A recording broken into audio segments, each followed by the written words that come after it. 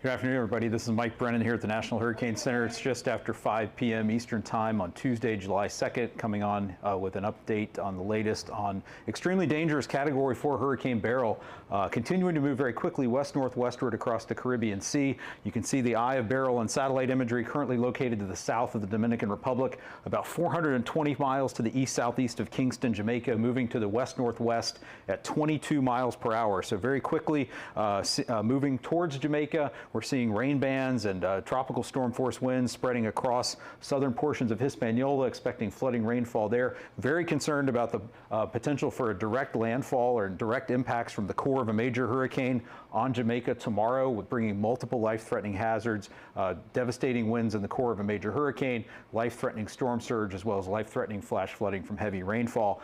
Beryl is still a very powerful Category 4 hurricane with maximum sustained winds of around 155 miles per hour this afternoon. You can still see the eye evident in satellite imagery. The good news is that Beryl has begun weakening a little bit, but those peak winds are only going to come down very slowly over the next couple of days, and we're still expecting Beryl to be a powerful major hurricane when it reaches Jamaica tomorrow.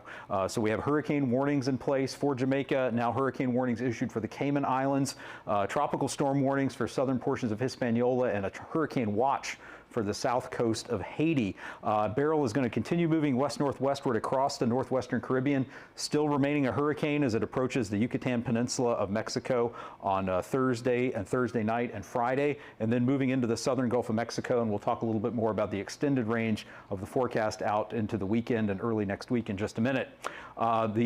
In terms of the timing of arrival of those tropical storm force winds, when you need to be ready by, in Jamaica, it's going to be in the early morning hours tomorrow morning. So this is your last few hours to complete those preparations. Follow any guidance or evacuation orders you've been given by local officials. We could see the potential, obviously, of the core of a major hurricane, Category 3 potentially, or Category 4, moving across Jamaica with the potential for devastating to catastrophic wind damage, widespread damage to homes, roofs, trees, power lines, infrastructure damage. It could bring widespread power outages. And there's the potential for storm surge of 5 to 8 feet above normal tide levels near and along the coast of Jamaica, near and to the right of where the center passes by. So that means in places like Kingston, elsewhere on the south coast, bays and harbors could see not just the storm surge above normal tide levels, but potentially devastating wave action on top of that storm surge, creating a life-threatening situation as well. On the rainfall front, we are looking at the potential for 4 to 8 inches of widespread rainfall across Jamaica, with isolated locations picking up as much as a foot of rain. We could also see a foot of rainfall in isolated locations in portions of southwestern Haiti, and up to 8 to 10 inches in portions of the southern Dominican Republic. So widespread heavy rainfall, especially in mountainous areas, and rainfall flooding has the potential to kill large numbers of people across the Caribbean, especially in those mountainous areas. So again, multiple life-threatening hazards, especially in Jamaica, where we could see the core of the major hurricane move through tomorrow, the life-threatening storm surge and the life-threatening flooding from heavy rainfall. So let's back out and look at a little more of the longer-term forecast. As we mentioned, we expect Beryl to approach the Yucatan Peninsula of Mexico, Belize perhaps late Thursday night and Friday, and then move across the Yucatan and into the western Gulf of Mexico over the weekend. With a slowing of the forward speed as the steering currents weaken a little bit, there's more uncertainty in the track forecast of Beryl out at this portion of the time period. We could see a more westward motion into northeastern Mexico, more of a northward turn up towards the Texas coast. So everybody in these areas is going to want to watch and see how the forecast evolves over the next few days. We'll also have a better handle on the intensity forecast once we get Beryl past Jamaica, see how much it interacts with the landmass there, see how it interacts with the increasing vertical wind shear and a less favorable atmospheric environment over the northwestern portion of the Caribbean Sea. But we could still be looking at least a strong tropical storm moving into the Gulf of Mexico. If the center moves a little farther north, spends a little less time over the Yucatan, could see a stronger system. So a lot of uncertainty in play here, and a lot of different factors we're going to watch evolve over the next several days.